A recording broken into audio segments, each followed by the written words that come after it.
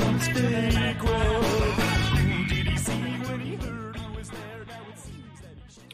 right, everybody, welcome out to the Logroom Guys Craft Beer Show. It is Tuesday, April the 25th, 2023. Jersey Johnny coming at you. With me, as always, is none other than Mr. Beer Samurai. Say hello, Mr. Samurai. I have nothing to eat. That seems like it poses a problem for the show. You are always eating. Even when you're not home, you're eating. Yeah, I'm not. Huh. Well, I guess I'll just have to drink. I was going to say, it'll give you more room for beer. Yes, more room for beer. Always more room for beer. I do wish I had some of these. I don't know. I'm torn on these. I just saw a post for some Oreo cookies. Okay. Or s'mores is Oreos. S'mores. I saw another like a chocolate thunder Oreo cookie. I saw that in the store the other day, actually. Like, interesting. I'm sorry. Double chocolate thunder. I don't know. It was like a disgusting. They can make a mango version. It'll be Tropic Thunder. Oh my god. Or a mango and chocolate? No, that's not good. No. Oh, ow. No, that's not good. I'm sorry. The original Oreo is the perfect. Yeah. It's the perfect mass-produced cookie. I'm sorry. Enough of this double stuff, triple stuff, all stuffed. They did make the one time. They did make the. You ever see the thin ones, like the thin cookies? Right. Yeah. They made one with mint. And while they weren't thin mint cookies from like they weren't as good as the thin mints from the Girl Scouts, they were a suitable replacement. They weren't bad. They weren't bad. Okay. But you're right though. No, the double stuff to the regular ones, just that's what you need. You don't need any of this other hypey bullshit. Yeah, that stuff's probably illegal. Yeah, really. I'm shocked you weren't eating zucchini bread. Well, it is National Zucchini Bread Day, but happy National Zucchini Bread Day. I also did not hug a plumber today. It's Happy Hug a Plumber Day. Yeah. There you go. I didn't do that either. Mm-hmm. And I heard it is actually World Penguin Day, too. I also didn't hug a penguin either. Hug a penguin? Yeah, no. And they're probably gross to eat. I wouldn't want to do that. It's also and it's also Happy DNA Day, just to round it out. So. Something we all have, I think. Yes, that's true. So some of ours come from shallower ends of the gene pool, but this is very true. But we got them all in there, so that's good. At least I get my feet wet. So we got a lot of good beer to drink, and we got a lot of stuff to talk about. So why don't we just get right to it? Why don't we bring the guest in? Who's the guest today? The guest is Mr. Albert Gattullo. There he is, right there. Hey, wait a second. Hi, everybody. Oh, damn it. I missed something. What did you miss? Oh, sorry. You take him out, bring him back in again. Okay. Hold on while this loads here. All right. Hold on. Tell me when it's loaded, then I'll take him out and bring him back in. Okay. It's loaded. It's loaded? Okay. Here we go.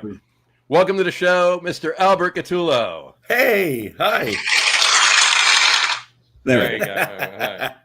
By the way, you guys forgot one thing. What's that? It is National Telephone Day. Today is the day that Alexander Graham Bell, for those who believe that he invented the phone and not Meucci, introduced the phone to the general public. I blame Samurai because these days are all samurais. Yeah. Meucci's. I'm in the Meucci camp. It's also Perfect Date Day. Perfect Date Day. Now, this Perfect Date Day comes from a meme with William Shatner. When they asked him, he goes, they ask him in a beauty contest, what's your perfect date? They didn't ask him. He asked. That's right. He asked contestant. She went, April April 25th, because it's not too hot. It's not too cold. You could just go out with a light sweater. Nothing but a light jacket, I think. Light jacket, right? Yeah. All you need is a light jacket. So it became that became viral. Yeah, so it's Perfect Date. April 25th is Perfect Date. Well, I think Al and I beg to differ with you. I think both Al and I think that this Friday's date's the better date. And this is true. Yeah. This is because 2 of the 3 people that you see here were born on that date. That's right. The other person you see was born 8 days ago. This is true. So, April's a good month. April's a great month. It is just a wonderful month to be alive. That's right. Wonderful month. Wonderful month. And apparently, it's what? Before we get to who else, let's open some beers. I gotta open a beer. Dave, Al, what are you drinking? You already started drinking. I am drinking a Coney Island beach beer because I'm interviewing the head brewer of Coney Island Brewery this week on my show, Jim Betts, who used to brew at Wet Ticket in Rahway. Mm-hmm. Is he related to Dickie? No, he's not. But I'll tell you, this is the first time I was at Coney Island Brewing. No, not first time I was at Coney Island Brewing a couple of weeks ago. I have to tell you, the place is fantastic. It is a very large tap room. I was surprised at how big it was. It's pretty cool. It's pretty cool. And yeah, I mean, come on, you're right at the boardwalk. Nathan's Hot Dog. You got the Brooklyn Cyclones. He ordered L&B Spumoni Gardens that day for us to snack on while we were. Sounds awful. Sounds awful. Yeah, it's a terrible. I saw you eating that. I'm like, you know what? I am so jealous right now. Yeah, that was good. Now, is he a big guy? Because I like big bets.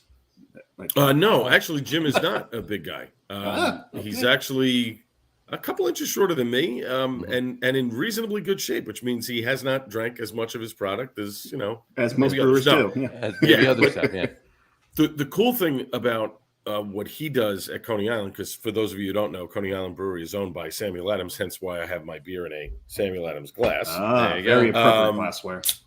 They allow him to play around with a one-barrel pilot system to basically do what he wants in the brewery, and they're brewery-only beers. They're not canned in any way, and he likes to play around, and he likes doing classic stuff, but he likes to play around with some of the recipes and stuff. So he's made some pretty cool stuff. It's a great place, and they even have a kitchen in there too. You can eat in there, which is great. Oh, that's right, because it's not Jersey. That's right. They can do fun things. Yeah. So that's cool. Yeah, the space is really cool. Like I said, right on the boardwalk. The Brooklyn Cyclones are right there. Nathan's is right there. The Ford Theater is right there too, for the amphitheater. Right there too. So other than that, not the Ford Theater in DC. That's right. Hey, Abe, duck. Ooh. What are you drinking, Samurai? Well, out of this glass, I am drinking a coffee cream ale. Yeah, but it's not the one you would expect to be drinking. No, it's not the one. This is from it's from my trip out to Utah. They're in Salt Lake City, Kitos. I think I drank some of their stuff a couple weeks ago when you and Matt were in New York. Yep, you did. Yeah. So this is quite lovely. It's got an interesting color to it. It's mostly clear. Yeah, but you know what? Your coffee cream ale out of that glass, that's nice, but this is 4.7% as opposed to the 12% that you're used to drinking. Yes, it is. That's why there's also no lactose in this. There you go. So we've got a few differences here. So it's. I don't think there's any lactose in it. It doesn't taste like it. And I'm guessing that I can't taste it. I'm guessing that since they called it a coffee cream ale, I'm guessing it's just a cream ale. Yeah. With coffee in it. Yes, it's not an imperial coffee cream ale. And it's not a cream ale like, that they put milk sugar in. Yes. I'm drinking, just to round it out, I'm drinking a Sisyphus. From Silver Branch Brewing. I got this one. I was down in Silver Springs, Maryland, down in D.C. A few weeks ago. Very nice. It's their anniversary IPA. This is the 4th year they did it. So, their 4th anniversary. Cool. See how quick I did that? I'm good. That was cool. And you know who else had a 4th anniversary past weekend? That would be Steve Bauer from Ghost Talk. Yes, that's right. Mm-hmm. Yes, I did represent for us. Cheers! So cheers to Steve Bauer. Cheers. 4 years. Cheers to 4 years. They put on a really good event there. They had some tents. They took over the whole parking lot and it looks. Did they have the craft arts and crafts. Arts and craft show and some other tents and some stuff and it looks like Rutt's Hut was really cool about letting people park in their parking lot. They did last year too. Yeah, because they knew they're getting business from it. Oh yeah. Right. Yeah. So, how can you not see? That's the thing. How can you not go there and have the beer and then not walk across the street and get a ripper? I mean, that's sacrilege if you don't do that. Well, I got a cremator last time. Did you? Okay. On purpose? Yes. I was going to say because and I usually. But the point is you went there. Yes. Right, but the point is you went there. That's the whole thing. Oh yeah. You have to. It's right there. I did the week before. I did the Sunday before.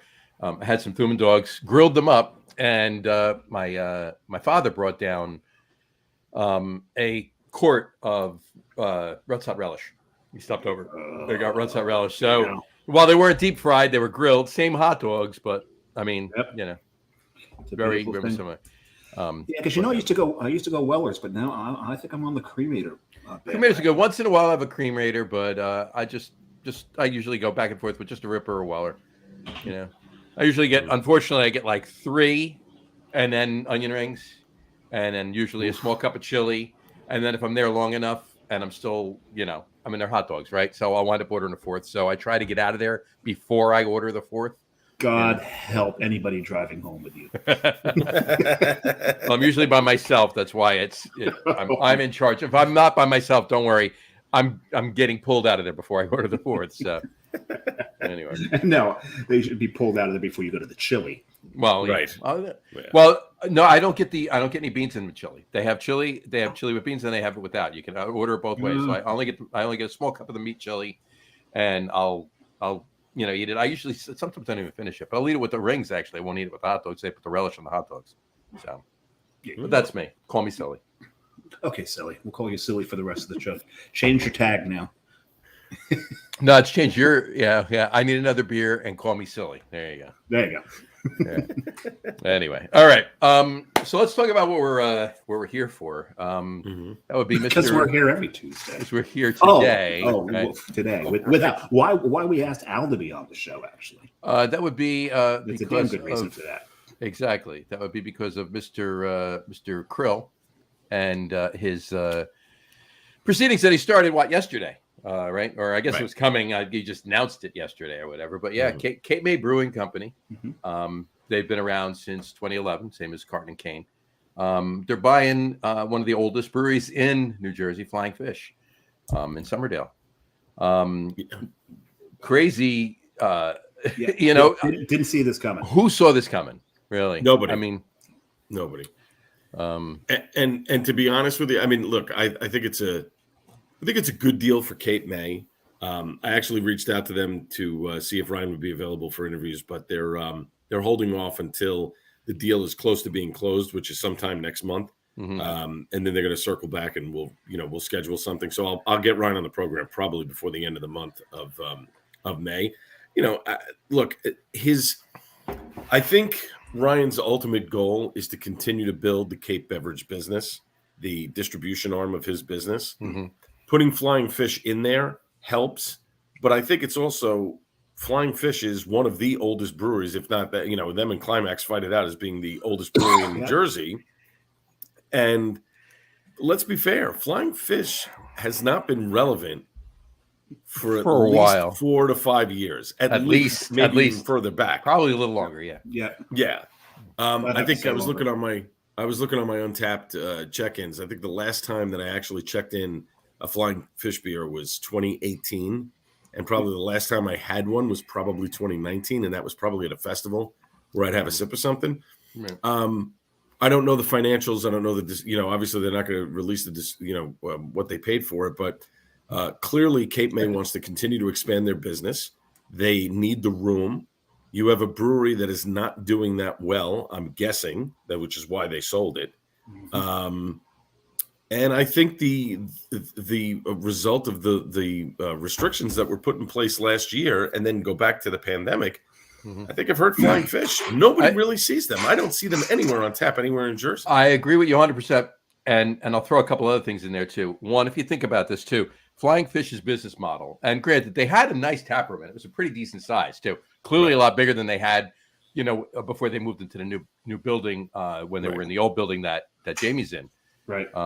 With Forgotten Boardwalk. But they had, as big as the tap room was, as nice as it was, the model really wasn't that. I mean, their model was distro.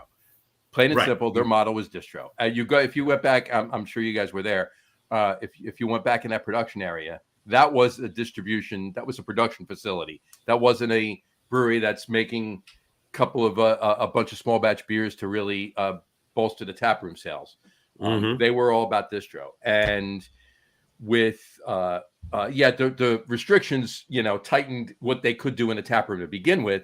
Plus, we all know what distro is like right now. I mean, especially with the pandemic, it's hard. So many other breweries came to the state that would not have been in the state if it weren't for the pandemic, because everybody had so much extra beer that they packaged. But also, I think when it comes to Cape May Cape May's model is distro. Their tap room is nice, but their whole, at least in my opinion, the way I look at it is I think their whole model is built on distribution. And to get it in as many places, right, to get it in as many places in the state as possible. And, they really started out as a Southern New Jersey brewery, but in the last, 4 to 5 years, they've really pushed it to get it north. Yeah. So, that's their whole model. They could, I think they're happy to get people in the tap room. And I think it's a destination when you go down to Cape May. You have to go and visit it. Obviously, there are a couple of other breweries in Cape May, but Cape May Brewing is the one that you visit first before you go to the other ones while you're there. I think with Flying Fish, the problem was the beer wasn't that good. I mean, let's face it. I think they missed the mark on hazy IPAs. Their hazy wasn't that good. They were doing other stuff very well before the hazy IPA craze and never really picked up on it and said, all right, we have to join everybody else. They didn't keep up with the times. They didn't keep up. They didn't. It's this industry is a what have you done for me lately industry. Yeah. And even some of the beers that I did like changed. That cranberry. Yes. That used to be such a good beer and it just became cloying. Right. Bog, something bog. The cranberry bog. Cranberry bog. Yeah, the bog from Cape May. You're talking Cape May, not Flying Fish. Yeah, you were talking Cape May, so I was stuck following along at home. To me, the other thing is this, and I think it's become more relevant over the past couple of years, before the pandemic and now, and even more so post-pandemic. If you're not making good beer, people are not buying you. If you're not relevant in the conversation and you've got that shelf space in the liquor store, people are not buying you. They're not going unless you live in that neighborhood. Right. But that's if you're going to stay small, that's fine. Right. But if you're looking to expand, you want people talking about you and wanting, hey, I got to get this beer in here. I have to, I go to my local beer bar and I say, you got to get these guys on tap. These guys are really good. That's the thing. Plus, let's not forget, they laid off a bunch of people. Their sales guy, who I knew, Chris. I know Chris very well. He was there forever and goodbye, John. Yeah, they just see you later, and he was out the door. And I think that was before the pandemic. That was just before the pandemic. Where did Chris wind up going? Right now, he's at Tavern on the Lake. Right, he's managing Tavern on the Lake. He's back to Tavern on the Lake. Okay, yeah, that's where I met him. Yeah, so I mean, that's that's the other thing. If you don't have a sales staff that's selling your product. How are you going to know? I mean, that's they just decided to rely on the distribution channels. That's it. Which is look, any distribution arm in New Jersey has got 15 to 25 to 50 beers in their portfolio. The newest one that comes in is going to get the biggest push, and if it's doing well, they're going to continue to push that. And after that, everything else just sort of drops down. Yep. I don't think it's necessarily for smaller breweries. I don't think distro is the way to go. I think self-distribution is probably the way to go. In the interim to push your product because you know your product well enough. Yep. And sometimes, look, you have to make a sacrifice when you're running a business like that. Do you do both?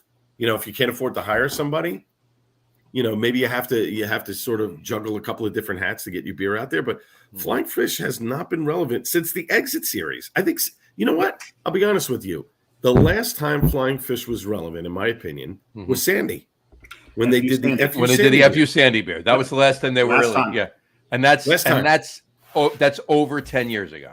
Yes. Right. That's over 10 years ago. And what's interesting, I just learned a month ago because I took my daughter was visiting, went down to the aquarium. They've got a beer garden in the aquarium in Camden. Yes. It wasn't open because it's still new. Too early. Right. That's newer. Yeah. It's a year. 1 year going. It's going to be a second year maybe. Yeah. So it's, so they obviously were looking to expand outside of distro. On that note, what Al just said, I'm going to throw this up really quick. Gene Lynch commented in cheers, gentlemen. And Gene, you and I, Al, are the 28th. Gene's the 29th, by the way. Just so happy birthday to Gene, too. That's right. There you go. Oh, you tore eye. There you go. Gene. And whatchamacallit. And Dave Campanelle just commented in Exit Series was the best they ever did. Yeah. And yeah, it was. Everything they did in the Exit Series. Yes. It was good. Yeah. And he said they haven't been relevant since Exit 7 Pork Roll Porter. There you go. You stole my thunder for something later. No, I'm kidding. Yeah, it's Taylor Ham, right? Yeah, Dave, you're in North Jersey. It should be Taylor Ham. I grew up in Pork Roll. Right. And I grew up in Taylor Ham. Right. And Yeah. But since the Exit series, they haven't really done anything that makes people go, I have to go out and get this beer. No, they took one of their best Exit series, put it into 12 ounces, and ruined the beer. Yeah, they did. Exit 9. I agree with that. They turned it into Red Fish, and Red Fish is nowhere near as good as Hoppy Scarlet Red.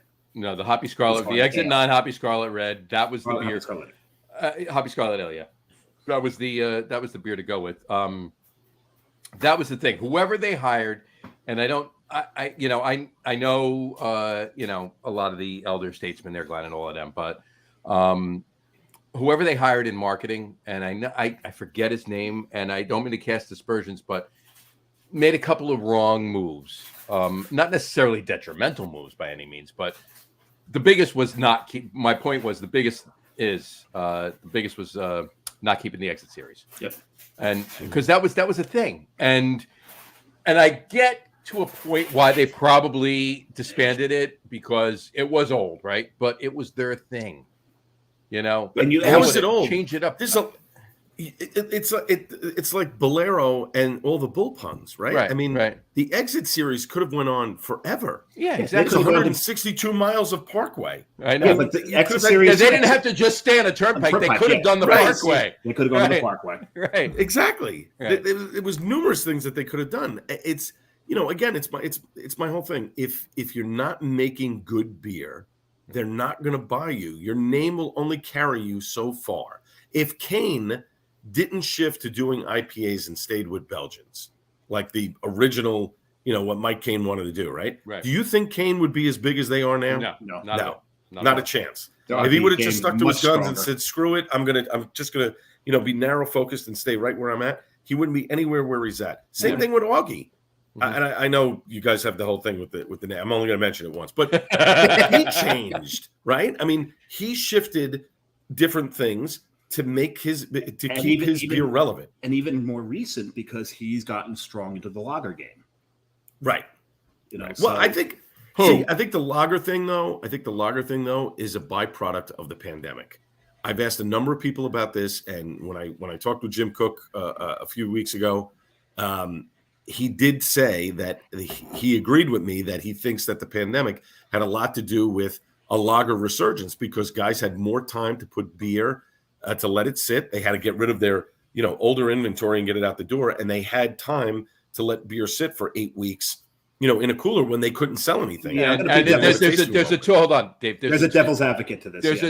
You could say that in a minute, but there's a twofold to that too. They had time to get rid of the stuff that wanted to get out the door, and they had time to sit on the beer. Plus, you can sit on lagers packaged and kegged already a lot longer than you can sit on IPAs. So yes, absolutely, you're absolutely right. Absolutely. But I'm going to play devil's advocate here. You can make all the lager you want. If the people aren't buying it, it doesn't matter. So the lager resurgence from the drinker's point of view, the customer's point of view, I think it's more of a flashback on we're sick and tired of these dippa houses that just I've got the same recipe. And I'm just going to change 1 hop here, 2 hops here. Right. I'm going to have 7 hops in this one. And you know what? I switched out cashmere for Matueka this time. Right. But think about it. When you guys go and shop, at a liquor store. And I know who you're talking about too, but I'm not even going to go there. But when you guys go and shop, right? Are you looking more for a good lager now? Yes. Or are you looking for something? Yeah. Right. Yeah. I mean, I'm looking for lagers. I'm looking for pilsners. I'm looking for. But yeah, because to your point, they weren't available. They weren't available. Right. So, but they also have to sell. And the other thing, there are breweries that are doing just that. I mean, Wild East in Brooklyn mostly does their stuff. Mostly does classic stuff and lagers. They do a few IPAs, not many. The Seed is the same way down in Atlantic City. They do a couple of. They do a couple of IPAs, but for the most part, it's grisettes and English milds and saisons and stuff that they enjoy, and they seem to be doing well. And people are like, "Oh my God, these guys are so innovative!" When all they're doing is just going back to old styles, original old styles. That's amazing too. And maybe I was just by Doug too up at Wild Air, Dougie Fresh. at Wild Air. They're doing the same thing. They got one IPA, and everything else is grisettes, sours, lagers, everything. Well, John knows when I was in Salt Lake City, my favorite brewery when I was there was Temple and Family. Mm-hmm. Temple and Family, very, very heavy on lagers. Yes, they had their IPAs and a couple of sours, but other than that, oh my God, I have to stop you. This is friggin' amazing. What are you drinking? Hold that thought. All right, I got to put this up. My second beer here, Evolution Single 2 from Tin Barn. Very nice, right there. But it's Tin Barn. It's Tin Barn. Oh my God, the nose on this. Oh, sorry, continue. I'm sorry. I gotta find a tissue. Hold on a second. Go. It's almost like he was reminiscing of a Pete Alonso home run. There we go. 6-1 bear. So we got It's funny because Dave Campaneel's got a comment right after Gene. Yeah, let me throw these up really quick. Let me put that up there because I want to talk about Gene's comment. The rebrand was even dreadful. Right? Yeah. And I agree with Dave that. Campanelle said the rebrand was even dreadful. Absolutely, it was. Right. And he says, "What was the thought about the fried ice cream stout they did?" That I don't remember that one. I don't. Yeah. But the thing I want to say about that is that it's funny because they gave up the Exit series and then they moved to a larger space. Yep. Right. No. They moved to a larger space. Then they gave up the Exit series. They were in the new space. Still the timing. Jamie's been around since. Jamie's probably 9 years now. Yeah, and they didn't give up the Exit series. They didn't give up the Exit series till like 2017. They gave it. Yeah, you're correct. But still, it was. And again, I applaud Cape May for coming in and trying to revitalize the brand. And from what it seems, somebody was saying, well, maybe they're just going to get rid of Flying Fish altogether and it's just going to be all Cape May. I don't think that's the parameters of the deal. From what I've read, they're acquiring the business. They'll take over in terms of producing Flying Fish beers. Look, Cape May is going to have to do a rebrand of it, right? Yeah. I mean, so are they going to continue to call it Flying Fish? And if so, I think you have to brand it in a way that meets a segment of Jersey. If you're going to continue to call it Flying Fish, have a fisherman series of beers. Do something that sort of, name it after rivers. Oh no, wait, that's being done. No, by two breweries, right? Yes. I mean, if you really think about it, you think about that. Yeah. I mean, look. Obviously, Flying Fish needs a rebrand. What I hope is that Cape May doesn't come in and just sort of tweaks their recipes a little bit to taste more like Cape May beers. I want to see them. If you're going to do it, go for broke. You've already acquired the business. Make some things that are different. The reason why Sam Adams and Dogfish works is because they're complementary to one another. They don't make the same beers. 100% complementary to each other. Absolutely. So maybe here's a way. Cape May is doing mostly double IPAs and IPAs and stuff. They have a few things that are they're what is it? The boat. Oh God, they do a Hell's Lager that's really good. Cape May, but yeah. You know the one I'm talking about. Just came out 2 years ago. Yep. Maybe move Flying Fish, reintroduce the Exit series. Why not? They got to do that. They have to reintroduce the first. I tell you what, love to see it. First beer they should do. They should do a Cape May Flying Fish collab. It should be Exit 0 for where Cape May is. Yep. And just come up with something. Free advertising. There it is. Exactly. Free marketing. A lobster or a clam goza or whatever. Yeah, something. Yeah. Oh, something. But no one's done a lobster beer yet. Oh no, that's not true. Narragansett did lobster. Yep, Narragansett has. But they definitely need to. But they didn't put lobster in it to drink with lobster. Fair enough. Right. Fair enough. But they definitely need to do something and if they're going to do it, go for broke and create beers that Cape May is not making. Cape May doesn't normally do a lot of stouts. Flying Fish should start doing them. That's what they should be doing. They should be, sort of complementing off of one another. Absolutely. And go for broke. Now, 100% agree. But their locations are not that far away from one another, right? I mean, Summerdale is. I mean, you can no traffic, a little over an hour. Okay, yeah, it's a drive. Yeah, because there's no direct route to it. An hour 10, go up. Well, no, you got to go up to the Atlantic City Expressway and cut across. Yep. So it's about an hour and 15 minutes. About an hour and 10 minutes, hour and 15 minutes if there's no traffic. I did do this. You saw me do that, right? You did. Yeah, okay. Well, you can't go across, but there's too many lights.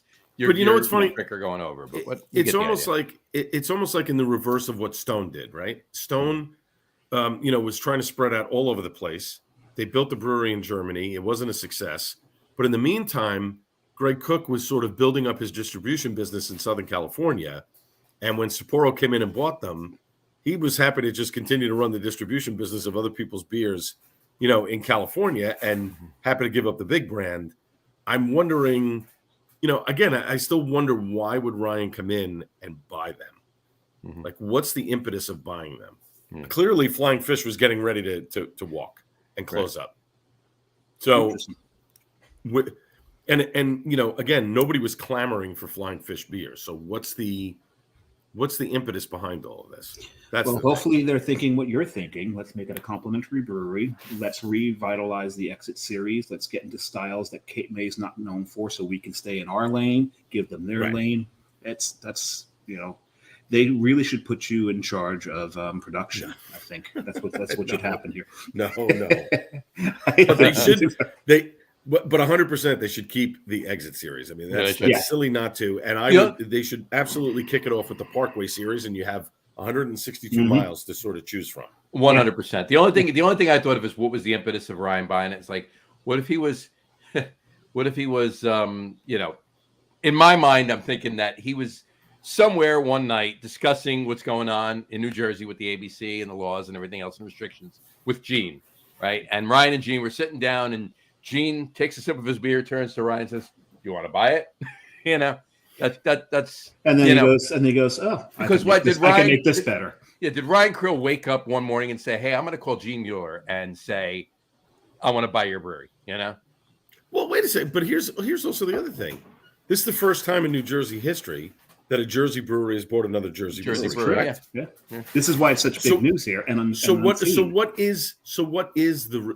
Are there any restrictions? I think this is uncharted territory for the ABC, right? I mean, it's uncharted. What I'm saying is, Cape May can't open up a satellite branch of Cape May. No, right?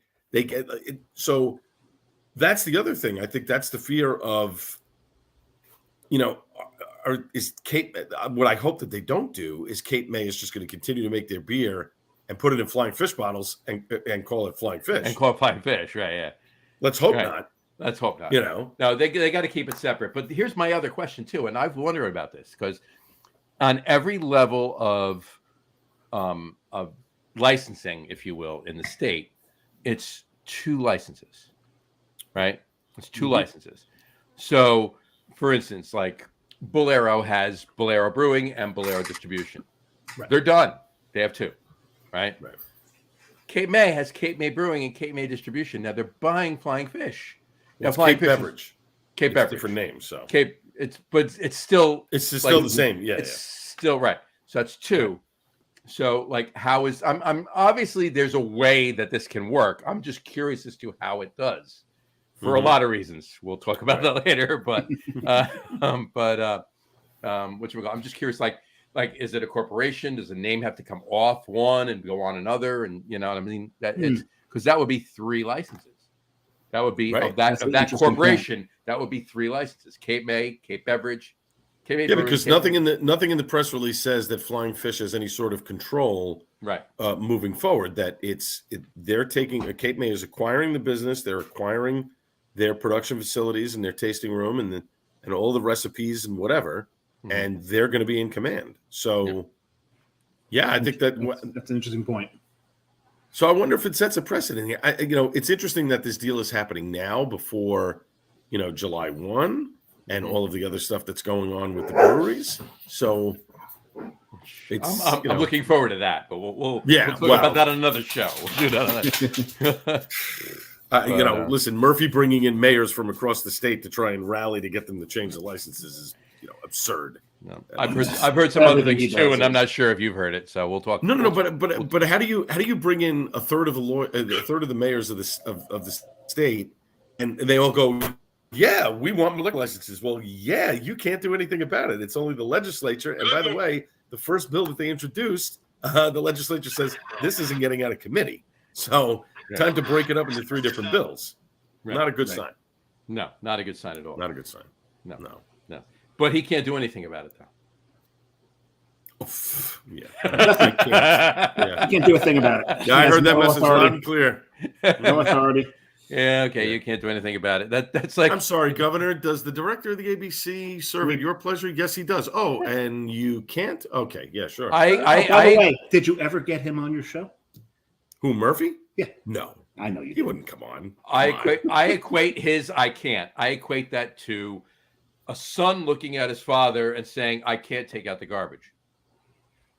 Right? You can't? I equated to Christie yelling at everybody in Atlantic City when Sandy was coming, get off the beach. Get off the beach. Right? And he's sitting on the beach. Yeah. Right. Yeah. Right. Oh God! And they resurfaced that picture a lot. All the time. Well, it'll be resurfacing in a couple of weeks if he's running for president. Exactly. I got my second beer. What's your second beer? I threw mine up there. What's yours? You threw up? I threw up over here right now on the floor over there. I'll clean up later. It's early. Yeah. Okay. Back to Ketos. Back to Ketos. This is the barrel-aged barley wine. Oh, have fun with that. Oh, yeah. You've got some Coors Light there. Okay. I have some water because is that Trogs water? That's it's a Trogs container that they sent me. No, this is. It does have water in it. Yeah. The regular barley wine, Bud Light. The non-barrel aged was interesting because it was. It's transgendered. I'll be careful. Be careful. Oh, I'm sorry. I don't want to trigger anybody. Yeah, Kid Rock's going to be shooting pictures of you soon. Your face on targets if you keep that up. I saw him once at PNC. It was an entertaining show, I have to say. Yeah, the crowd more than he was fun. He was right. The crowd's funnier. The crowd's better. But it was Kid Rock and Foreigner, which was interesting. That's odd. To me, but it worked. To me, Kid Rock's like the American white version of Drake. They both try to be street, but they grew up in mansions. That's insulting to Drake, I think. Right? Drake can at least sing. Yeah. Right. Yeah. Exactly. We'll give him that. So I'll throw one comment up really quick. Thomas Fulger said, "Good evening, Samurai." Thomas. So Thomas was one of my bosses at work. The new department I'm in, I've been there for a little over 2 years. I've had 4 bosses. He was boss number 2. There you go. And I'm not ranking. He was just the second one chronologically. There you go. And also, Gene said, "Happy birthday, old man." I know he's referring to me, but he should be referring to Al too. We should say happy birthday, old men, because Al is a whole day older than him. That's true. That is true. Fair point. Fair point. There you go. So anyway, so back to this. So yeah. So you know what? It was out of left field. Nobody was expecting it. Totally. I personally think this could be a good thing. Certainly it's going to be, look, if they do the right thing with Flying Fish and they don't use it, like you said, Al, if they don't use it as another way to package Cape May beer and get it out and double the beer that they're making on the shelf. So, right. If they use it as the other brand and they do the right thing by it and they complement each other, it's a good way to get Flying Fish back up and be relevant again. So I think that's a good thing. And if I were them, I mean, again, we're poking fun and whatever, but we want to see both of these businesses succeed, obviously. Yes, of course. If it were me doing this as acquiring this business, I would sort of strip it down a little bit. I would take 4 to 6 of their, what beers did you make really great, and I take those 4 to 6 beers, and rebrand them, repackage, whatever the case may be, and get them out there. You have to do a big push, whether it's now, obviously with Cape May acquiring it, it's obviously under the Cape Beverage banner and their distribution and whatever. Well, did you read what they said? Oh, that's right. They did say they would continue to use their distribution. So that's where I think Ryan has to go to their distributor. And I don't know who distributes them. Is it they're most of the Coors houses have Flying Fish. Okay. So there would be Kohler up north. Okay. I think it's Shore Point in Central Jersey, and then Kramer down south. So then, look, they have to go to those distributors and say, look, we need to make a big push here and get this new product out there. And now if that means they have to hire somebody to cover the territories, then they hire somebody. You've already spent the money to buy the business. What's an extra, 50, 60 grand or whatever it is that they're going to pay, a salesperson to get those beers in bars and start attacking craft brewery bars, all over the state. And I'll be honest with you, Chris was ferocious, and he was a great salesman, Yes, especially for that brand. He was right. He went to bed with that brand every night. Yeah, he lived and breathed it. He did, and for them to let them go, I mean, that was something. I knew Gene clearly not as well as I know Chris. Obviously, I'm friends with Chris. I hung out with Chris. I just know Gene, right? But for that to happen, I was upset at that for Chris. Obviously, I think I was more upset than Chris was, to be honest with you. Yeah, he was the face of Flying Fish. He really was all over the state, and a one man band. I mean, it wasn't like he had a lot of help. I would see him. No. He'd be at every festival. Mm-hmm. Yep, and setting up by himself, Big Ten. He'd have a couple of different things on tap, and I think the last 2 times that I saw him, it was mostly cans. He didn't have a lot of draft. It was so you could see that things were sort of on the decline. Yeah, the last he had a while ago. He did have help for about a year. He had help in the form of like a per diem guy. And it was Joe Granat actually was his that was Joe's first foray into sales, and now he's. And I think the last Flying Fish I ever drank was at a festival because Chris was there. Yep. Right. I think it was probably Allison's. It probably was. Big Brew. You know what? It probably was. It was 2019. But you went up to it. But that's just it. That's what I'm saying. You went there and you had the beer because Chris was there, not because it was Flying Fish. Because Chris was there. Yeah. You know. 100%. Yeah. 100%. Absolutely. So we'll see what happens with this. We'll definitely pay attention to this, and we'll cover this, and we'll post anything. And Al's going to post, I'm sure, as much, if not a lot more than we do too. So yeah, I mean, obviously, I'm gonna chat about it this weekend. I'm actually taping the segment tomorrow, but I'm hoping that within you have 3 weeks or so, we'll have Ryan on because I think they did say the deal was going to close by the end of May. So my guess is they probably want to get it done before Memorial Day. So I'm hoping that before that I can get him. I can get him on and ask him a few questions. So the Facebook page is Gattullo Beer Cast. AG Craft Beer Cast. If you do it, facebook.com/AG Craft Beer Cast. And so if you're interested in listening, tune in there, look it up there, and Al posts who he's going to have on, what beer is going to be on. You can tune in. You can tune in online, and you can tune in every Sunday night. It's 11 o'clock, right? 11 o'clock. Yep. 11 o'clock. 9:70 a.m. Yep, that's right. And you can get it, and you can even get it. You don't even have to have radio. You can get it online on 9:70 a.m. The Answer. Right. And like we went the last time one time I was on the show with Matt, I was actually in Lancaster, Pennsylvania when the show aired. So I'm on my phone listening to it on the web on 9:70 a.m. And the studio that he does that one in is at 86 degrees. No, not anymore. No, it's a little cooler. Put my foot down on that one. No, hey, the Friday the AC wasn't working. I walked in on Monday, the AC wasn't working. I said, if it ain't working on Tuesday morning, I'm turning around and going home. And Tuesday morning, it was a meat locker. So there you go. I got to throw this comment up there. Mandy Calderon Jr. says, happy to see Climax and Ramstein still making quality, consistent liquid. All right. All right. Ramstein makes good beer. Yes, they do. Greg, not so much. Greg makes very good beer. I love Greg. Greg's a great guy. He's phenomenal. He's And he was telling me he's grandfathered in New York because he's at the Tap NY Festival, which is taking place next month at Bethel Woods. At Bethel Woods, they're doing it at Bethel. And which I mean, it was great at Hunter every year, but I haven't been up. You went to Hunter. You went to Bethel last year, right? I went to Bethel last year, and that was the weekend that it was 100 degrees. Yes.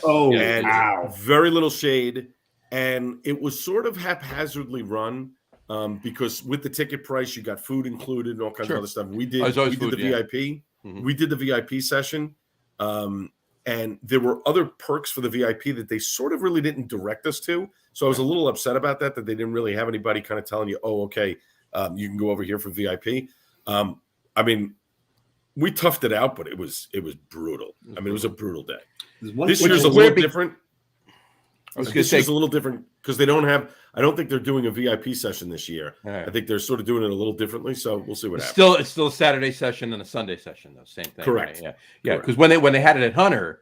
Prior to the pandemic, obviously, when it was at Hunter, It was in April. It was the last week. It was this coming weekend every year in April. So my birthday every year, I'm up at Tap New York, right? Right. And but so in direct comparison to obviously in a couple of weeks in Bethel, it was snowing almost every year in That's Hunter what everybody said at Tap New York. Yeah. So the one thing I want to clarify, but hold on, we were talking about Climax. Gene just said harsh, bro. There you go. And that's all coming up. It's harsh, but the one thing I'll say, I don't know what you're talking about. Climax beer tastes a lot better at the brewery because you're having so much fun there. It is one of the best Friday nights that you're going to spend in a New Jersey brewery because it's just a lot, especially if Rick is on his game. That's Cricket Hill, not Climax, though. Oh, okay, never mind. I told you I was tired. Yeah, okay, so yeah, no, not harsh, accurate. Accurate. And on that note, we're talking about Cricket Hill. Happy anniversary to Ed and Gwen. 42 years. 42 years. 42 years. 42 years. There you go. Anyway, enough about that. Oh, and while we're saying happy anniversary, happy birthday to Kyle Machad. 28 years. 28 years. 28 years old. Been married 14 years longer than Kyle's been on the planet. There you go. That's from 12 Guns Brewing. 12 Guns Brewing. In Rhode Island. Yep. I can't remember the name of the town anymore because I've been back for over 2 years now. Yeah, no, he's up there. But it might be one of the towns that begins with a W because there's so many damn towns. I believe it is a W. I see a W in my mind. It's Westerly, isn't it? Westerly. It's Westerly. Yeah, You're right. It's Westerly, Rhode Island. So anyway, all right. On that note, I got to ask both of you, what's your earliest memory of Flying Fish beer? Wow. Either of you jump at it. Whoever can figure it out first, go for it. I think it's actually going to the brewery. Took a tour down to the brewery. I remember they had a the old brewery where Jamie is right now, where Forgotten Boardwalk is right now, the old one. And looking at going, man, this thing's a lot smaller than I thought it would be, as much beer as they have out there. Right. I remember they had a lot of New Jersey beer history up, which I thought was really cool. And what I thought was really odd is they sold a lot of fishing lures made out of their bottle caps. Do you remember that? I do remember that. Yes. I have one. And you know where it is? You know where it is, John? Packed away in storage. It's in a box in storage. It's like everything else. But that's where it is. Because that's where 90% of everything you own is. Actually, it's probably about 80%, and about 50% is in this desk, my mom's old roll top. Because there's so many whole pockets and slots and stuff, and drawers and things. You can shove so much stuff in this thing. Nice. So I think the first beer that I had from them, I was looking on my Untappd list, and it was probably a Paragon because they might not have been open yet. At the Wait a second, you were a Paragon? Oh yeah, no. the Abbey Double from them, Abbey Double, which was Abbey Double, very good. The first beer, that was the first beer I ever had from them was the Abbey Double. Yeah, not the Abbey Normal. No, the Abbey Normal was a small batch thing that they did at the old brewery, right? But no, the Abbey Double that was my first too. But no, that's a while ago, Al. I mean, Paragon's only been open since what? Probably 2014. Yeah, so that's when I had it. It was March of 14, so that's probably it. Okay, very fair enough. It'd probably be right around there. But it's interesting. Flying Fish reminds me a little bit of what happened with Weyerbacher. Okay, except that Weyerbacher just got a new owner instead of being acquired by another brewery. Right? I mean, Weyerbacher was doing somebody that didn't have a brewery came in and bought up, and boom, boom, boom. Yeah, right. And the guy who same thing, just different. He came from another field. Yeah, right. The guy who bought Weyerbacher, no, I think he was in the brewery business, but with stuff in Pittsburgh. But him and his wife had ties to Easton. Okay, and that's why they bought it. Did they leave obviously their old ties in Pittsburgh or? Yeah, I think they're there at Easton. They did, right? Time. I mean, they had a big grand opening about a month ago. Mm-hmm. They're really starting to push stuff again, and I think they kept the head brewer. As long as they keep pushing Tiny, because as long as Tiny's being made, Carrie's aunt will be happy. That's her favorite beer on the planet. She's like 73 years old, and she drinks Tiny like it's water, and then takes a nap. Yeah, blithering idiot inherits your mind. That's it. So. Weyerbacher was another one of those breweries that sort of missed the IPA craze, and then by the time they got in, they were so far behind. But they made one of my favorites. Double Simcoe was one of the best beers to this day I've ever had. Cork and Cage, and they need to bring that back. Mm-hmm. But they've done things now. Like I really do want to get up there because I like their tasting room. I was going to say we should grab things. Matt. The three of us and Matt should go up to Weyerbacher one day for us. We should because it's an easy ride. Can I come too? The three of us and Matt. That's what I just said. Can Al come too? I'm sorry. Three of us and Matt. And Matt is four. You said three. I'm sorry, Brian and Gene, you're invited too. Just so we don't get the TFTI from Gene. Yeah. So Al, one of the rules on this show is we don't math on the show. So I see. John just. I don't math in real life, so I was told there would be no math. That's why I'm in radio. Right, there you go. So to go back, my first Flying Fish was Oktoberfish in September of 2012. Wow. Oktoberfish. Now mine was I can actually go back to it. My first Abbey Double, I can tell you right now. I got to get to Abbey Double here. Hold on. Where the hell is it? I just keep going to Young Frankenstein every time you guys say that. Abbey Double? Abbey Normal. What hump? What hump? You know I can fix that hump. But give Flying Fish credit. I mean, to have been around since 1995. Yeah, I can't find it. Really... It's got to be back then too. It's even older than that. It's probably it's got to be like 2007, 2006, 2007. Oh, like that. Before I did. I get it. Okay, fine. And to have definitely got that far. Yeah, definitely that far back. But to have a business that's coming up on close to 30 years of brewing in the state, right? Which you kind of 30 years, right. 30 years, and up until 7 or 8 years ago. But up until 7 or 8 years ago, they were relevant. Right. You saw them. It was Flying Fish. It was River Horse. Mm-hmm. It was, Climax to a degree. And we look at the relevance fading. Part of it was because the demise of the X series, the decline in their quality, but also I think their sales. It was Chris. They got rid of Chris and their sales thing. Right. But there's no coincidence there. Right. No, I don't. That's why. Right. But also, you saw breweries like Kane and Carton open, and after that, the floodgates open, and you had people that were pushing out better liquid than Flying Fish ever had put out. But that's the trick now. Now that now that breweries are doing so much better in New Jersey, and again, the better is relevant, relative to all of the, the restrictions and all the other stuff. Despite that, a lot of them are succeeding. If your beer isn't good, you're not going to be around for very long. If you notice from the other distributors like Peerless and et cetera, when they bring in an out-of-state brand, they get an initial push for a little bit, and then, unless they're really, really good, they sort of fade in the woodwork. When Peerless brought Revolution Brewing in, got to be 6 years now or whatever. No more than that. They brought Revolution in 2008 or 2015. It was 2015. They brought it. Yeah. So I mean, but after that initial push, after a year or so, you see a little bit of Revolution on the shelves. Not that much. No. And we can talk about that. We're actually going to have Doug Valicki on the show probably in about 3 weeks. So we'll ask him about that. But it's interesting. Harsh bro. Toppling Goliath. They don't care. They sell well out in Chicago. But they made a big deal out of Toppling Goliath coming in that everybody was like, oh, wow, this is a great beer, whatever. You rarely see it. Like, I think Paragon put something from Toppling Goliath on not too long ago, and I'm going, is this keg buried in the basement? Because, you don't see much of that. Well, the thing is, Toppling Goliath does make some great beer. We don't get their best beer. We never got their best beer. And the beers that we do get except Pseudo-Sue.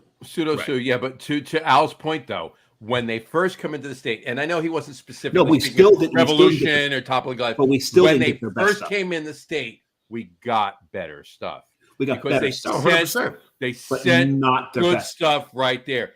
Then it became once they made the push, once they got the shelf space, once they got the tap lines, then they just sent their extra shit. That's it. Yeah. Well, it's going to be like if Surly ever enters the state, because Surly's not in the state yet. Right? Surly's in the state. Oh, that's right. Yeah, Surly is, but we don't get Abrasive. Mm-hmm. Right, Abrasive is their best IPA. No, we get the high volume flagships and a couple of things they have left over. My brother went to Minneapolis once, and in his hotel they were serving what's their standard IPA? I forget their base IPA.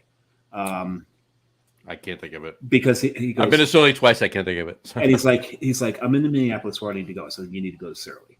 He's like, well, I just had one in the lobby of the hotel, and it wasn't really that good. I'm like, well, you had, and I remembered what it was at the time. I'm like, go there, get abrasive.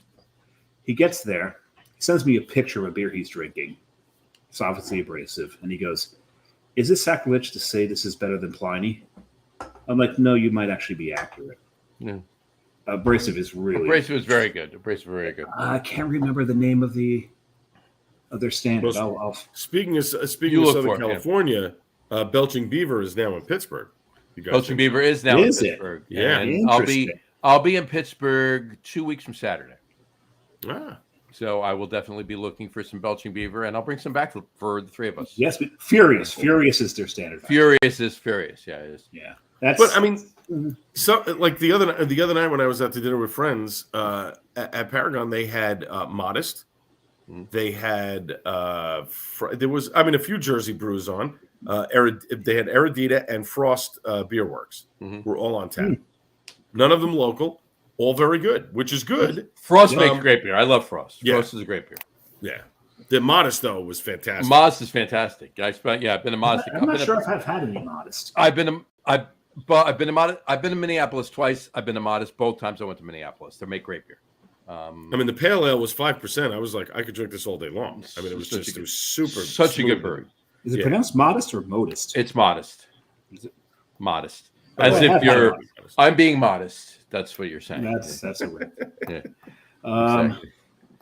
But it just again, it's to my whole thing of you have to be really good in Jersey when you're coming out of the box. You do, because if you're not, you're gonna get caught behind. I mean, but you also need representation because you get some great breweries that'll come in that put great beer on the shelf and it won't sell because there's no representation there. Like right now. Well, I think Al was actually speaking of New Jersey breweries. Yeah, right. Oh no, because we were talking about stuff coming in, right? But if you think about it, like Ross Brewing opened up, a couple weeks ago. 2 weeks ago. Have everything right. 2 weeks ago, they don't have everything open yet. But I have to give them a lot of credit that they push themselves everywhere. When you see them, they're having an event. There's, they're doing, all the things that they can do to get their beer out there. Whether or not people go and drink them is, entirely different. But they make the push. And that's the most important thing. You've got to get, eyeballs, on that beer. The one thing that I noticed about Ross, which I thought was really great, was a lot of people from the neighborhood walking in and excited that there was something there, that they had something to look forward to as the weather was warmer, that they could walk from their condo and come. And we know damn well that there are breweries in this state that are subpar that exist because of the local support. Right. Yeah. Well, so I mean, that's good news for them. Town? Right. Is it the town not supporting them? Is it them not doing the push? Totally, 100%. And I think you see a lot more of that down in the southern end of Jersey, where big time down the southern end. Yeah, the towns are happy that they're there, but they really don't do anything to sort of, push that effort. And the breweries, to their credit, do as much as they can to get that word out there. But again, you still have to be making good beer. If you're not making good beer. And those that have survived, that's kind of like the old European model before cars were invented, right? Each town had its brewery, and it survived because it had to, because people needed their beer. Right. Well, that's part of the reason why Stone failed there. He thought he built this grand brewery, which was gorgeous, but it was too far away from public transportation. Most people don't drive.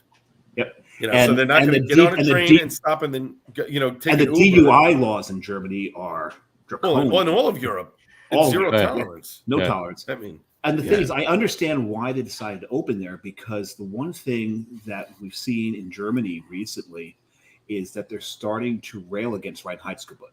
They want the IPAs. They want the American style. On that note, happy birthday to Reinheitsgebot, which was 2 days ago. Yeah, it was.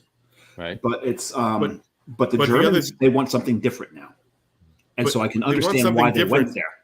They want something different, but they convenient. also don't want to pay. Well, convenient, and they don't want to pay $9 for an IPA. No, they don't. You know, I don't want to pay $9 for an IPA. Well, you know what? I mean, Schafferhofer figured out a way to get rid of the Reinheitsgebot a while ago. So it's about the only one. But it's a give and take, right? I mean, the Germans are used to drinking low alcohol stuff that's anywhere between 4 and 5%. Yep. It's at a reasonable price that they can drink all day long. Yep. Where now you're telling somebody, hey, come out to this brewery that's miles from the tube, and by the way, you've got to pay, X amount of dollars for a pint. Yeah. Right. And you're gonna get DUI when you go home. Right. That's why it fails. I was just gonna ask you, Dave, you open up your third beer because Okay, you did. Oh my God. So I'm gonna open up mine, Sam. What is yours? I'll throw it up there. So John knows full well while I was in on my vacation out in Utah, the brewery that I just gush about is Temple and Family Brewing. They've shortened it to TF Brewing because Temple and Family, I guess, is a little bit like of a mouthful. This is Albion on mouthfeel. Mouthfeel? No. He's not. Nosefeel? What? Nosefeel. Right. This is Albion. This is their triple. And when I cracked the can, immediately, just the nose from those Belgian yeast. Oh my God, this is straight up freaking triple. Very nice, John. Because I brought a can back for Matt Patensky because Matt Patensky is a Belgian beer whore. No, he's not. Yes, he is. Don't even try that, and he'll admit that himself. He will sell his soul for a great Belgian. Just you two wait until our 3.5 barrel system's in house. And we open. How much Belgians are going to come out? Yeah, but Johnny, make him share this with you. I will. Definitely I haven't even tasted it yet. Right. Just the nose on this thing. Now, what's the name of this beer? Albion. Who remembers New Albion? Yes. Oh, I do. Oh yes, absolutely. And Sam Adams did a Jim tribute. Cook. Jim Cook. And Jim Cook put out. Oh God, what was that about? 6 years ago? No, it's more than that. It's probably almost 10 years ago, actually. That's that light blue with the ship on it. Yep, New Albion Ale. Yeah. But you spelled triple wrong. There's one P in triple. Not on this can. And this is the one thing that we noticed. When they spell triple in Utah, it's 2 P's. Even if it's like the normal triple TRIPPLE, it's 2 P's. We came across this all the time in Utah. There's 2 P's in triple no matter how you spell it. With the EL or the LE. And it's the weirdest thing. There's a lot of weird things in Utah. Yeah. I'm drinking the Life and Limb. I mentioned it to you before. Life and Limb from... So we're both drinking 10.2s. 10.2s, yeah. Life and Limb from Sierra Nevada. And this was a collab with Dogfish Head. Yes, it was. Or was that Lemon Life? Because they did a Lemon Life too, right? It's Life and Limb was originally a collab with Dogfish Head, yeah. And it's a American strong ale, so it's a dark brown ale, right? But it's an American strong ale brewed with maple syrup and birch syrup. It is. That's a lovely beer. I love that beer. So I haven't had it in so long. I got this can. I acquired this can at Mill River down in North Carolina at the Sierra Nevada brewery. So that's a beautiful place. It is. It's Disneyland for craft beer. And we've said it before on the show. The second you start driving down the driveway, you start to understand the money put in here. Just the driveway. Stupid. You can tell that there is like at least I think there's got to be $1 billion put in that place at least. I'll be in Asheville a week from Friday. Again, we're not going to Mills River. We're just because you won't ever leave. We have a day. Yeah, we only have one day in Asheville before we got to go to Nashville, which I'll bring up. CBC. That actually rhymes. Nashville and Asheville do rhyme. That's absolutely true. So, we're going straight up to Dr. Seuss on the show. Exactly. So, so anyway, all right. So CBC's coming up on that note. So this is going to be an interesting beer fest. Al, Dave, I both wish you both could get down there. I really want to go, but I'm using so much of my vacation time already because Utah was 2 weeks. I'm going to Ireland this year, going to Montreal. So we really don't have the time. There's going to be John Hall's already planning a ton of events. That's another reason why I want to go.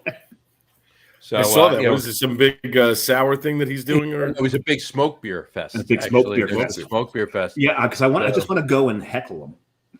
I know. Yeah, so it's going to be at one brewery. It's going to be a lot of the local breweries are bringing over their smoke beers. They're brewing a smoke beer for the event. There'll be other beers there. And I told Matt, I was like, we're going to that event because Matt does not like smoke beers. Oh, so says, we're going to that event. He says, but I don't like smoke beers. I says, I promise you, there'll be other beers you can have. We're going to that event. Wait a second, he's Polish. How does he not like smoke beers? Not like smoke beers? The Polish invented it with the Golodzyckis. He doesn't like smoke beers. I'm disappointed in the boy.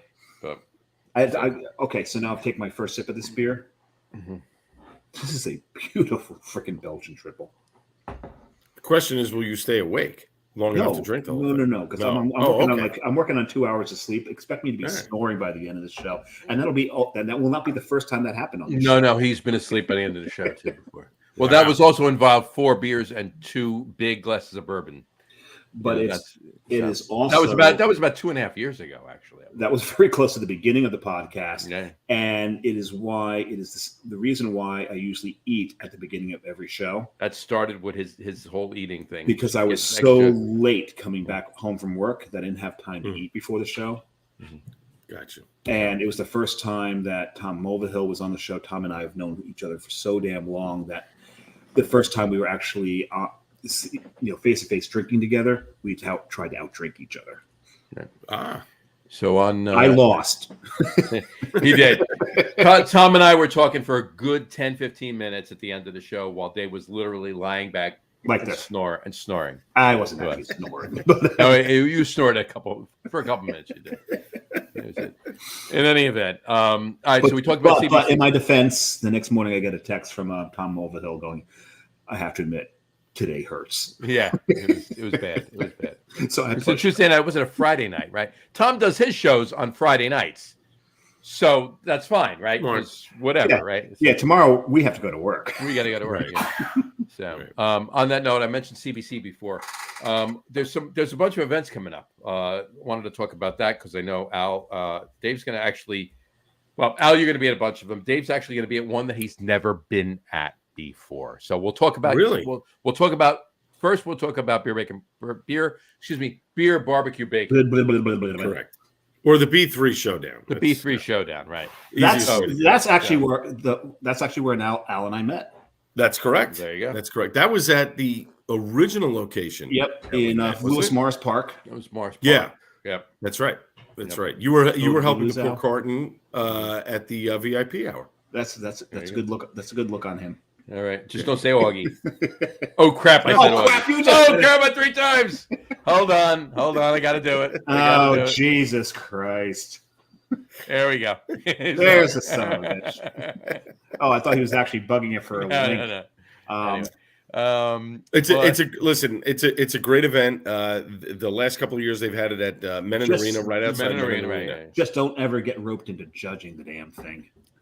Are you judging this year? Thanks. All right. No, I'm not. Al gets roped into it every year. Chris Mazy gets roped into it every year, and you spend the next 2 days in a meat coma. There you go. Oh yeah, 100%. I mean, you basically eat for 2 days. Yeah, like, you really don't get hungry till like Monday. And you've drank enough for about 70 for so many hours. No, you know what though, the drinking part of it is actually the not easier as bad part. Yeah, it's not as bad because and the way they did it last year, they're doing it again this year. It's blind, so you don't know who the brewery is. So they basically hand you the box with a number on it. Mm-hmm. And I like that. They tell you the styles. They tell you, which, this is whatever the. Yeah, but if something's got Baobab in it, you know who it is. Yeah, no. But you don't know the brewery, and some of the ones that I was going, oh, this is this, and it wasn't. It was somebody else. So I like that it's blind because I'm sort of like You don't want to be looked at. Oh, you're partial. Blah blah blah blah. You're right. Exactly. Yeah. Exactly. And hopefully, what they've done is that they're sticking to for the food trucks only 2 dishes.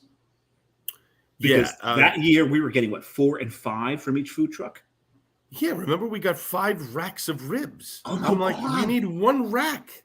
we could split it up between the 5 of us. Mm-hmm. And they were like, really? I'm like, I'm not going to eat the whole rack of ribs. If I don't like it after the first one, I think I'm diving into the two ribs apiece. You're good to go. Done. Yeah, that's it. I swear to God, I was in a meat coma for 2 days. It's inhuman. Well, last year, the guy who won for best use of bacon was the bacon truck that all they did was bacon. Well, bacon on a stick. That's his truck. Is bacon on a stick. And I said to everybody, I'm like, how does this guy not win? That's all he's doing. It was just bacon. Like, and he maybe drizzled a little hot honey on one of them, and like the other one was just I'm like, that's all he's doing. He has to win. Take that, drizzle it with caramel, and dip it in chocolate. Wow. There you go. That's dessert. That's dessert. Okay. But I want to throw this out there. Not that I want to stop the conversation of beer, barbecue, bacon, but I saw online somewhere the other day. Take a pound of bacon, right? Take each slice of bacon, twist it into a thin strip, and put all of them, and put them all on on a sheet. Sprinkle it with cayenne pepper, ground sugar, yep, and hot honey. Yep. Put in the oven and just eat them. That's it. Just take them out. And the thing is, that whole pound will be gone in 15 minutes. At least, bacon most. sticks. At most. Yeah. Bacon Twizzlers. Exactly. There you go. But, not a damn thing wrong with that. But no, it's listen. It's a fun event. My heart just went, yes, there is. Yeah, exactly. It's a fun event. It's a great time. As long as the weather is good. I mean, sometimes it does rain. I mean, last year it rained. I mean, we got poured on probably the second half of the show. But when it's the second half of it, that's the best. So when you get because we're done in about 2 hours. Yeah, but everyone's drunk, so they enjoy the rain. Yeah, if it's at the beginning, everyone's like, "Oh my God, it's raining." Yeah, it's like no, but if it's like everyone gets drunk first, then it rains. People are sliding down the hills on their bellies. Right, but the only thing that and this happens every year, no matter what location we're in. Clearly we have the awards in the front, and you see us hovering around with notepads, and we're taking notes, and there's boxes and all kinds of stuff. I can't tell you. There's at least 20 to 30 people who walk by and think that those samples are for them. Oh, this is where you get the beer, and they try to grab it. And we're like, no. This is for the judges. Like, there's 9,000 tents set up with people with beer. Why would you think this would be the tent? Like, hello. So I remember when we judged, I was getting so full of beer that I was pouring it under the table in the grass. And a big puddle. And then Maisie's like, I'm gonna go take a nap under there. I'm sipping. I don't need a whole pour of a glass to judge it. No, but I said 3 sips, stop, boom, done. I said to Chris, I said, don't lie down there. That grass is drunk and it's gonna grope you. Now, Dave, you're not going this year. No. You're not going this year. No, we're not going this year. However, I'm breaking my cherry on a beer fest. 17 years he has not gone to AC Beer Fest. He's finally going to You're AC going. Beer Fest. There's 2 things about this. The first thing is the reason I've never gone to AC Beer Fest is because AC Beer Fest turns into a drunken shit show at some point. And the problem is your point. I mean, I'm sorry. But Al, on your show, what did I talk about? When I was on your show, I talked about being on the side where I'm pouring, so I don't have to be with the drunks. Yeah. Oh no, of course. Now, granted, I am a drunk on the other side of the taps, but that's more fun than being a drunk on the other side, that side of the taps. But the difference between AC Beer Fest in the convention center and AC Beer Fest at Bader Field. There's more room to roam. So you're not exactly piled up on people where you would have been if you were in the convention center. But there is one main reason I am going this year. Oh, yeah. Dropkick Murphys. Oh, that's a great shot. That's a great picture. Let's see. At that point. All right, wait a second. So I have the Departed Souls hat on. So at that point, I was already mildly sunburned and probably on some sort of pharmaceutical in addition to beer. There might be a tincture or 2 in there. Yeah, exactly. Yeah, a tincture. Yes, a tincture. Yes. But Al, you absolutely nailed it. The main reason I'm going is the fucking drop kicks are playing. Yeah. Mm-hmm. John did a fantastic job of getting the bands. Actually, I'm going to see John tomorrow night at Alternate Ending. I'm running down there for a couple of minutes. They're selling tickets. Oh, cool. To AC Beer Fest. That's right. Ending. That's right. He is. Yeah, and I mean, look, Dropkick Murphys on Saturday, 311 on Sunday. I mean, how do you beat that? Jesus, yeah. I mean, think about it. They're doing the Adjunct Festival the weekend before on Memorial Day, in Atlantic City. You're paying a boatload of money for a ticket to stand on the beach to watch a few bands, with nothing else included. That's it. For less $75. You're getting a ticket with unlimited beer for 4 hours and watching one or two great bands. Come on, can't beat it. No, yeah, so I'm really looking forward to it this year. We already have our hotel space. Nice. I'm already. I may wear some padding for the mosh pit at Dropkick because I'm old and getting fragile. But yeah, that's going to be a lot of freaking fun. Yeah. It is. It's gonna be a good time. It's gonna be a good time. We're gonna John's gonna be on the show beforehand. So the third week in May, but we'll as usual. But we'll talk So about when you see him out, tell him we said hi. Yeah, I will do that. Yeah, he's it's gonna be a great time. The whole weekend's gonna be great. You going Saturday, Sunday, both? No, I'm just going Saturday. I'm coming down on Friday. Staying over Friday night and Saturday night, and then going back Sunday. So we'll spend some time at the Seed and wherever else on Friday. Oh God, yeah, absolutely. When you that's the plan. Like my plan is because the Seed won't be crowded whatsoever. Not at all. No. And Chicken and Pete's won't be crowded at the Trop either. No, not at all. No, of course not.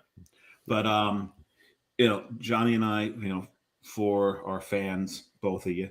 There's three. Oh, there's three now. There's three now. All right. Wow, awesome. Yeah. Growth. I love growth. We'll go Facebook Live a few times from the festival. Sometimes together, maybe separate. Sometimes together, and occasionally Dave will go live and bring me in while he goes live. So right. And then I'll go. Fortunately, I don't have to pour. I just need to be near the booth. So I can go Facebook Live. And one of these years we just have enough people that are pouring between Jess and Danny and a few other people. So. And one of these years we'll get on Podcast Row. Do they have a podcast? I don't think they did. They did a very limited. They did a small one. It was only the what's the crap? What's the crap? No, what the hell's your name? Network. Hopped Up? No, not Hopped Up Network. No, I don't think they were there. The beer. Hold on, I'll tell you right now. There was only one podcast there, and Matt and I were actually on it last year, but they were the only ones that were there last year. Yeah, I think it was. I think it was a power issue, right? It was a power or connectivity. Okay. Yeah. It was. Yeah. So he didn't want to. Yeah, Podcast Row. He didn't do it because we were supposed to, even though Coastal was there, we were supposed to have a lager room podcast, but John, in early April, said, we're not doing a podcast row. We're just having one podcast. Yeah, because I was supposed to go down last year. It's the guys from Long Island. What the hell are their names? Steve and somebody else. I forget their names. For the love of the brew? No, it was something else. I'll find it. Talk amongst yourselves. Okay. Hi, Al. How you doing? How's Chase? I heard Chase earlier. Yes, he's good. He needed to go outside for a little bit. So was that what the barking was? Yeah. Hey, gotta pee and poo. That's it. What are you doing there talking about beer? Let me outside. Jeez. I gotta do my stuff. Yeah. Oh, the one thing we can talk about is speaking of New Jersey breweries. So anybody who is the Wort a podcast. Oh yeah. Okay. Yeah.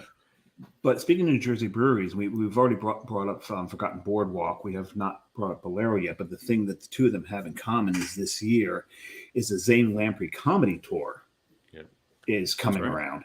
Yep. And they're July 1st. They are at Bolero. I forget when they are Forgotten. And I'm Forgotten. They have space to put this on. It's a small space. That's a really small space. I actually like it's small. I love it. I actually like the outdoor area that Jamie has. Yes, it's really not that small. It's nice. It's not small, but it's nice. She did expand the tap room from Flying Fish's tap room because she had to put in the skee ball. The skee ball machines, yeah. Right. Yeah, so she did expand it. So there's a little more room there than when Flying Fish did the tap room. I don't know. There's still, Bolero's got a lot of space to do something like this. I know that they do, but they don't. They do, but they don't. I know Brian was there last year. He said it was great because he did this last year, so he's coming around. So if you it's June 1st, right? July 1st. July 1st. It's a Saturday. Saturday. So if so that'll be cool. I've already bought the VIP tickets for it to get there. So if you were ever a fan of Three Sheets, Drinking Made Easy, or Chug, this is something to get to. And yeah, go right ahead and challenge Zane Lamprey to a Chug contest.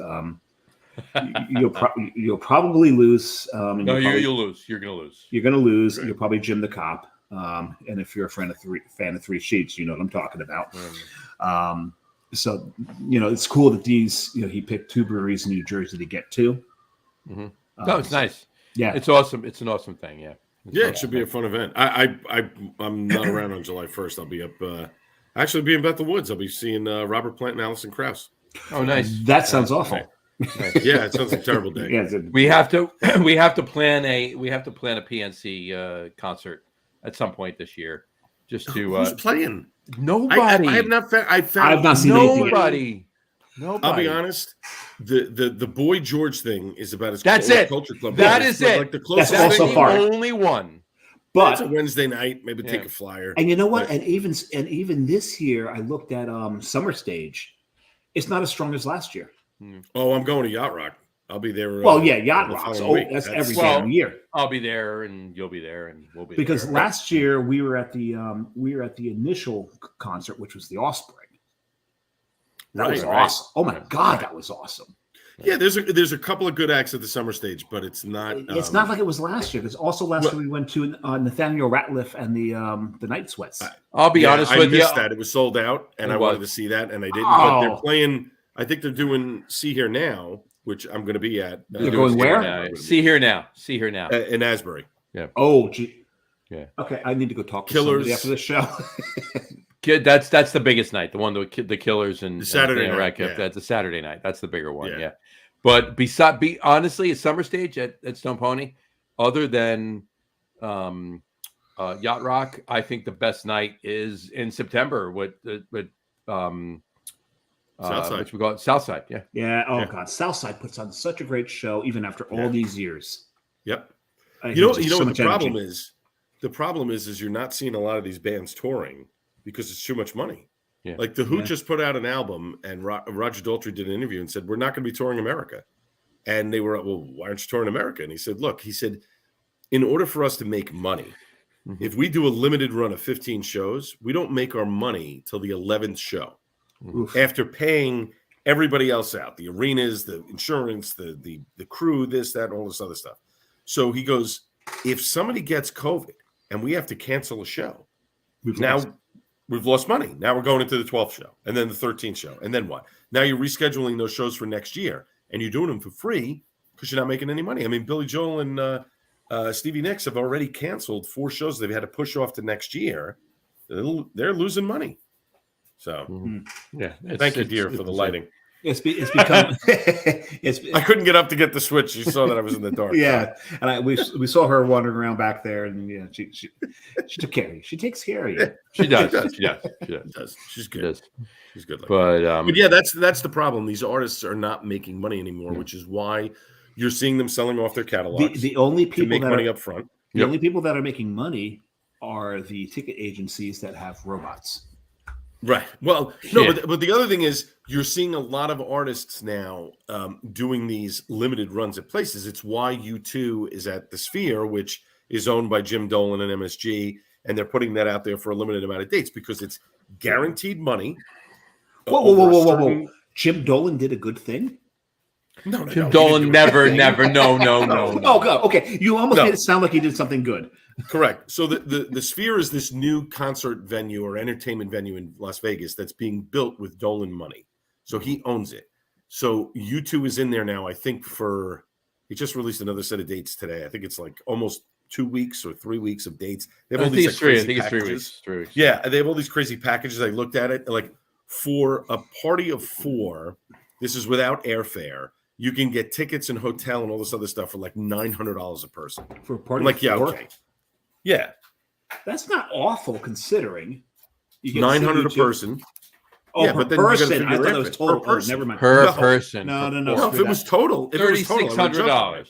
Yeah. Oh, no. Hell with that. No. Yeah. No. And you have to drive out to it's not like this venue there's a hotel attached to it. It's just the venue. It's like going to see a UNLV game. You're not staying there. You have No, unless you get to sit down and talk politics with Bono and get to punch him every time you don't agree with him. It's not worth it. Well, Friday I'll be at the Beacon Theater seeing Bono. So with his memoir tour. I've seen Bono 3 times. I have not seen Bono in 12 years. I've seen Bono 3 times, but I haven't seen him in 12 years. So I gotta. But that's what a lot of these artists are doing. That's why you're seeing them signing these deals to do residencies in Las Vegas, because it's guaranteed money. It's a fixed venue. The union or whatever. Everybody's getting paid the same amount of money for X amount of nights. So it's less of a conflict. Everyone has to go there in order to see us. It's not spreading out in a bus. Right. The upside of all this is without the big names coming in, you're forced to actually explore, because there's a saying out there that if you think that the music today sucks, you're not looking hard enough. Mm-hmm. Because That's correct. What's out there on the radio, what's out there on Spotify, that stuff sucks. Right. Look harder. Go there, see the smaller bands, find these struggling bands that are doing the music that you like, because there is some damn good music out there. I'll give you a perfect example. Joe Piscopo actually turned me on to a new band that I'd never heard of. His son listens to him. They're called Polyphia. I had no idea who they were. Yeah, so they're a progressive rock band, and they do like pop and rock and all this other stuff. And I'm listening. It's all instrumental. There's no vocals. Really? 4 pieces. Yeah. I'm listening to them. I'm like, these guys are really good. I mean, they're tight. They're really good musically.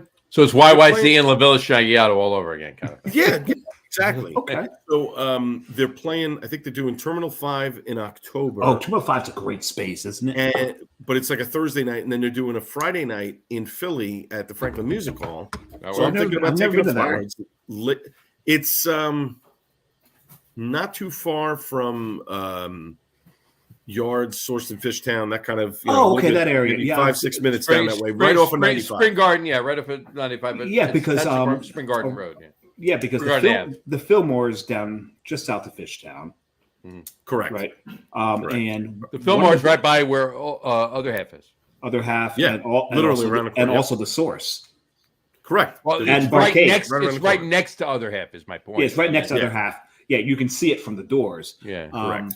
The Fillmore, we were just there. Was it last year or 2 years ago? And so, one of my favorite bands that I've come across, they're called the Wombats. They're still putting out new stuff. The Wombats, their lyrics are amazing. This guy can write. The music's fantastic. I love the bass player. Just puts out some great stuff, and I love bass. So look at the Wombats, but Polyphia I'm going to look into. Here's the best part about the show, though. I looked up the tickets. Now, obviously, it's a standing room only show. $30. Yeah, right. That's the thing with $30. $30. That's. Great. I mean, I think that's part of the other reason people don't want to spend. Like my friend of mine is going to go see Bruce Springsteen at the end of August when he's starting his couple of nights at MetLife or whatever. So he tried to get the Sunday night show all the way up in the rafters. The tickets were obscene. It was like $300. 2 nights later, Dave, get on that. Dave, get on that. I'll get on that and see if I can get some tickets. Same section. I may have a connection. 2 nights later, he bought them already, but 2 nights later, same section. I think he's paying about $100 a ticket. Really? So that's not bad. It all depends on. Well, Sunday night people figure, I'll just take Monday off, and it's right. Like, true. Yeah, I don't know if I want to go. That kind of thing. So. Yeah, I've got it. If you haven't seen Bruce, go see him. Mm-hmm. Oh my God! I mean, it's an experience. It is absolutely an experience. He puts on a show like nobody else. He will play longer and harder. I think the only band I've ever seen play longer and harder than he does might be Southside. The Cure. Cure puts on a show. And the Eagles. I've seen the Eagles. I saw the Eagles with my wife in 2008. Was that the Hell Freezes Over tour? No. That was the. I saw the Hell Freezes over. Oh God, that was a long time ago. Eden Tour, Last of Eden, Garden of Eden, something. Yeah, something Eden. like that. Yeah, heading out to Eden. I don't know, whatever. Shit! No, that was. Oh my God, the Hell Freezes Over was in the 94. Yeah, 94. They played for about an hour and a half. They took about a 30-minute break and came back in 2 hours. Still playing. Well, no, they were still playing. We left at 12. My mom called because she was watching our son. And it was 12:30 in the morning, and my mom's like, "Are you guys coming home? Like, I gotta get home. Like, we had to get on the train and go home." And they were still playing at 12:30 at night, so that was impressive. That's The Cure impressive. did 3.5 hours without a break, and we left at 1 a.m, and they were still playing. And he did the catalog from beginning to end. I mean, it was unbelievable. Damn. That's crazy. Yeah, that's crazy. Yeah, there's so many great bands out there to see, and some of those that may not have been very popular in their day had a kind of a popularity. Another band I will implore you to see when and if they ever come around again is The Church. Church. I've not seen them. Yeah. Oh my God. Churches. Yeah. I mean, so there's only Dave knows how I feel about The Church. So. There's only 2 acts that usually when a band is up there, I don't want to hear you talking. I want to hear you playing. I want to hear you singing. There's only 2 acts that I want to hear you talk. Springsteen's one of them. Right. The Church is the other because I can't remember his name right now. He's hilarious. He is so sarcastic. You have to follow him. And if you like the Cure, you'll like The Church. Right. So, yeah, really well. Yep. Nice. But yeah. But I agree with you, Dave. At most concerts, don't sing because you're probably not that good. And I hate when people take video, and I'm guilty of this. When I've had a few in me, you start taking video of a band and you start singing the song. Into the all you hear is you. All you hear is you. Right. All you hear is you. Right. And it's drunken, and it's awful. It's off key. But now I agree with you 100% on the don't sing, but and no one will ever, unfortunately, do this again. But at a Rush concert, air drum to your heart's content. Oh, 100%. Because you can't hear it. Right. I'll tell you one thing. This is my proof that I was a good father. My 2 boys, I taught them something. There's a song playing on the radio. The 2 are in the back seat arguing. They're fighting. They're hitting each other. It was In the Air Tonight. When the drums kicked in, they both stopped fighting, air drummed it. When that was over, they went back to fighting. I'm like, all right, I'm a damn good father. I've raised them right. Exactly. Because I don't care what you're doing. When the drums kick in on In the Air Tonight, you air drum that bitch. Absolutely. Even and I will take this moment to say that my kids love 80s music. My oldest daughter, she loves 80s music and the Beatles. Both my younger daughter and my son, they love 80s music. My son loves 80s hair bands. And granted, he loves a lot of other stuff too, but we'll leave that alone. But while I'm talking about my kids, I do want to take the moment to say congratulations to my younger daughter, Rachel. Okay. Cheers. And her boyfriend, Corey. They got engaged last week. So mazel tov, congratulations. And John is happy about this because Corey's into craft beer. Corey is a very, very big craft beer connoisseur at 27. And brings John beer. And brings me beer. And I won him over. I pat Good way myself. to brown nose the dad. I pat myself on the back for his craft beer knowledge. Came from me. So there you go. Will he be volunteering in the tasting room when it opens? He will be. He has no choice. Yeah, right. Exactly. He's the greeter. Hi. He's like he's already asked my daughter to marry him, so he's the son-in-law, so he doesn't have a choice. So he's going to have a choice. The funny thing is, on our trip, we were in Cedar City, Utah, and we're sitting in Policy Kings Brewing, and they're playing 80s music, and the 20-something, not really quite sure gender, beer tender. This was her selection. And she goes, "Oh, I just absolutely love 80s music." I said, that's the one thing that I absolutely love is it doesn't matter which generation it is. Gen X's music is eternal. Everyone loves our music. And here's the thing I got to tell you. All right. And I've thought about this for many, many years. 80s music is eternal. Yeah. 50s music is eternal. Yes. 80s fashion, on the other hand. No, forget about that. I'm talking about music.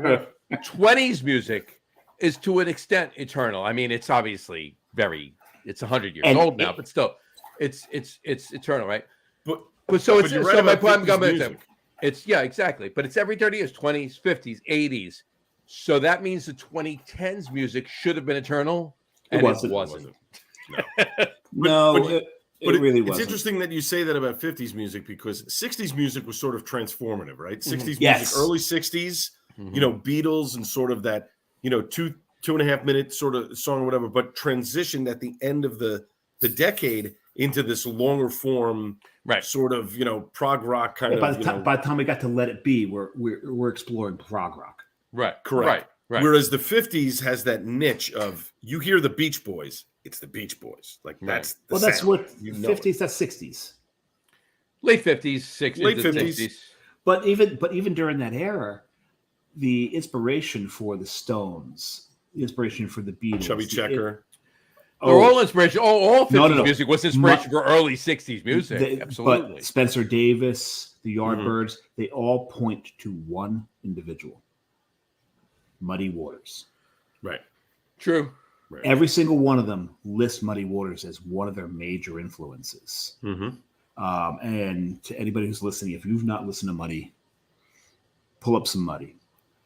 If you like jazz, if you don't like jazz, if you don't like Delta blues, don't bother. But if you really want to explore the roots of the British invasion, which that's it. Muddy Waters. Muddy Waters. Absolutely. It was all of these. Well, Muddy Waters took the best of the 50s and made it his own, and then the 60s took Muddy Waters. All of these teenagers in England are listening to Muddy Waters. Absolutely. And went, we need to do this. Yep. Right. And then the British invasion sparked everything that happened in the U.S. after that. Absolutely, 100%. 100%. Yep. So it's amazing because I love my love of. I mean, I got my love of music from my father because I got it from my mother. I remember being 4, 5, 6 years old. Saturday nights we'd be in his car taking rides, listening to the Saturday Night Sock Hop on WCBS FM, right, 101.1. So, and I hate the fact that the music that we grew up with is now considered oldies on 101.1. Well, no, but it was our music, right? Yeah, exactly. We're in high school is oldies, right? Yeah. Well, you know why, Dave and Al, we're oldies. That's right. Foreigner Urgent is over 30 years old. No. Foreigner Urgent is 42 years old. Why do you think they're doing their final four? 1980 came out in 81. 81. Foreigner Urgent came out in 81. All right. Yeah. Van Halen, you really got me? Van Halen 1? It's 50 years old. 45 years old. Jesus. Well, today is 33 years Black Sabbath 7 in Hell with Ronnie James Dio. Oh, man. You think about it, 43 years. A long time. I released an adult contemporary R&B, jazz R&B album. It's 31 years old this year. All right. Okay, I'm sorry. I'm sorry. 2000 was 5 years ago to me. I also released 5 years ago. I also released a prog rock EP that's 32 years old this year. Right? All you're telling us is you're an old fuck. I'm old. You're old. That's all. That's exactly what it is. Just look at his beard. I know. I'm getting ready to shave mine. There's too much gray now. I know. Yeah, you gotta go. Yeah. No, I have to shave because mine gives up my age. My eyebrows have the gray. That's killing me. Well, listen. I don't mind the salt and pepper here. Right. Well, on that note, I need to jet.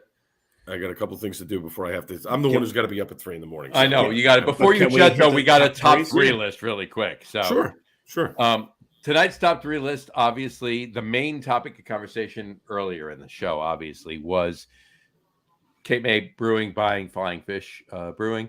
So tonight's top 3 list is top 3 Flying Fish beers of all time. There we go. So, Al, start us off with yours. All right. So I'm just going to go clearly by my Untapped ratings because that's all I'm going to look at here. It's all good. The wobbly cow coffee milk stout I had rated as a 4. Whoa. I don't even remember that one. That was back in 2018. Let's see. What's next? The next one was the Jersey Juice, their version of a New England Hazy. I think I clocked that in at just under 4. It was 3.75. Jersey Juice was good. I remember Jersey Juice. That was yes. And then my first one that I mentioned, the Abbey Double, is probably my favorite from them. I mean, I had a couple of the Exit Series ones, which wasn't bad, but Abbey Double, as old as it is, it was never an Exit Series. It was just Abbey Double. That's correct. It came out before Exit Series was invented. Yep. Right. Yeah. And still a great beer. And that, to me, is what Cape May should be doing. They should be doing those types of beers. Absolutely. 100%. And refreshing the brand if they're going to, moving forward. There you go. Wobbly Coffee Milk Stout, Jersey Juice, and Abbey Double. Dave, what are your 3? I'm gonna really probably piss John off with some of these. I'm gonna throw him an honorable mention up there. The first honorable mention. So my list is pretty Exit Series heavy. How could it not be? Exit 6, the Wallonian Rye, is my honorable mention. So that would be 4, if anything. Number 3, and I love this beer. This was such a great interpretation of the style, was Exit 1. Do you remember what Exit 1 was? No. I remember Exit 1, but I can't think of it. What is it? That was their Oyster Stout. Oyster Stout, yes, it was. Oh, yeah. Right. That, and they did such a great job with a non-popular style. It's popular if you drink it without knowing what it is, right? But if you tell somebody, so John knows Meathead, my friend Meathead, and he told me once, never give me an Oyster Stout. But he stopped and goes, unless you don't tell me it's an Oyster Stout. I got to tell you one thing. Oyster Stout, you talk about that. One of the best beers I've ever had in that category was from Denver, Colorado, and it was an Oyster Stout of sorts. Yes, the Rocky Mountain Oyster Stout from Wynkoop. Yeah, so I need to get there for that. Well, we'll leave that alone. But anyway, Meathead, I gave him a stout. He's like, "Oh, I like this." Because this is smooth, it's silky. There's almost a little saltiness, like you son of a bitch. I had given them Pearls Before Swine by Oscar Blues. Because God damn you. So anyway, that's my number. My number 3 is Oyster Stout. Number 2 is Forever Unloved Sandy. This was a wheat beer. I think it was a very perfectly rendered wheat beer. This is back in the day when Flying Fish really knew. Mango too. There was mango in it too, right? It was a mango wheat beer. Yeah, absolutely. Was it? Yeah. And Forever Unloved. It was Forever Unloved Sandy, right? Yeah, F.U. Sandy. Yep. Right. And I really think, as far as their talents, their skill, I think they peaked there. But my number 1. It's a shame because it's 11 years ago. So yeah. And I think that's where they peaked. But my number 1 is, again, in the Exit Series. We mentioned it earlier. It's Exit 9. That's that hoppy Scarlet Ale. And I make that my number 1 because I'm a Rutgers alum. This is named after the Scarlet Knights from Rutgers. This was an East Coast hoppy red, right? Because we had those West Coast hoppy reds, which were just really challenging, delicious. I mean, Bear Republic's hoppy red, or Hot Rod, right? Hot Rod, yeah. Hot Rod red. I mean, this beer was an amazing beer, but you couldn't drink more than one of these things. It exhausted you. Right. This is more of an East Coast hoppy red where you could drink more of those. Unfortunately, it became Redfish. Right. Redfish was a very pale representation of the original. Yeah, it was not what it was. It should have stayed the way it was. It was a shame. So there's my top 3 with one honorable mention. I'll throw you mine. I'm going to give you 3 honorable mentions really quick. 3? Oh, 3. I'm going to give you 3. 3 is, and I'm just going to blow through these. I'm not going to elaborate. Exit 3, Blueberry Braggot. That was actually really, really good. The only problem I had with Blueberry Braggot is it was really hard to pick out the blueberry in it sometimes. Anytime I had it, the blueberries right there too. I had it on draft too. Got it boozy. It was boozy. It was very boozy. And I think the booze hid the blueberry. Exit 7, the pork roll porter, as Dave Campanelle mentioned before. It was a smoke beer. It was very tasty. And they did one in 2017, 2018. They did an Irish potato candy stout. Yes, which is. I remember that. I remember that. That was an homage to Cape May, which is known for their Irish potato candies. Right. Gee, I wonder how that happened. Let's think about that. So the marriage now makes more sense. Makes a little sense, right? But my top 3 are number 3, Exit 12 is a Maibach. It was a very tasty beer. Yep. I remember I remember the Maibach. I'm probably not as much of a fan of it as you were. Yeah, it was very. I may not have understood Maibachs at the time though, because that was so long ago. It was a very good beer. Exit number 2, Exit 10 was the Trail Mix. It was a brown ale. It was very. I never had the Trail Mix. Very good. It was very good. How did it stand up to? How did it compare to Gorp? It was very similar. A little bit because Carton Gorp's was a trail ale. Right. Gorp was a little boozier than Trail Mix, but it was very solid. It was a nice drinkable. It was a drinkable Gorp. How's that? Okay. A more not that Gorp wasn't drinkable. It was a more drinkable Gorp. Gorp was exceptionally drinkable. It was easier to drinkable. Gotcha. All right. And my number 1, Exit 17, their barrel aged Russian Imperial Stout was stupid. Oh yes. I never had that one, and I was. And I will tell both of you. I will tell both of you this. I have 1 bottle of it downstairs. Really? You can both have a little with me when I open the bottle.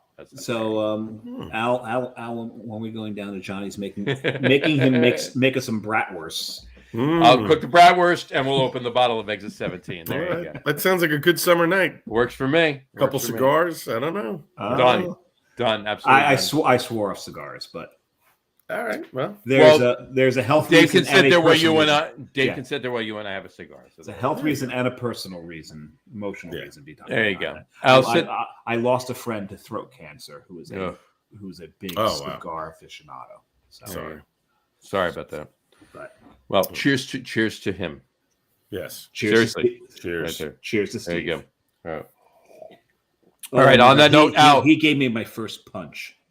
There you go. Oh. Well, Al and I can handle that. We can we can work on that for you. No, I smoked it after his. You know when I smoked it? Right after his wake. Yeah. Oh wow. Yeah. Wow. Great way to honor him. That was a good way to honor him. Yeah. All right, Al, don't go anywhere. I was going to talk for 2 seconds. I know you got to get up at 3 a.m. 2 seconds. I got to talk to you. We'll just wrap up the show on that note. Sure. While we're ahead. While we're ahead. There we go. We'll 10.2. Just hit shot. 10.2. We'll quit while we're ahead. Anyway, thank you for listening. We didn't think I would get through the damn show. I know. We want to wrap up the show for today. We want to thank everybody for watching. And for those of you just listening to the audio podcast, thanks for listening. Don't forget to visit our website, www.lagerroom.com. That's LAGERROOM.com. And please remember, like us and follow us on all of our social media. Facebook, Twitter, Instagram, and of course our YouTube channel. All of them are at The Log Room. Remember, we go live with a video podcast on both Facebook and YouTube every Tuesday night around 6:30 p.m. Eastern Time. And for those of you who just want to listen, really close. We were damn close. Really damn close. If it wasn't for your camera, we would have been on time. Literally. No, because you sent me the link at 29 after. Right. We would have been 2 minutes late. We would have been a minute or two late. So anyway. For those of you who just want to listen to the audio podcast, you can do so. We argue about this every week, Al.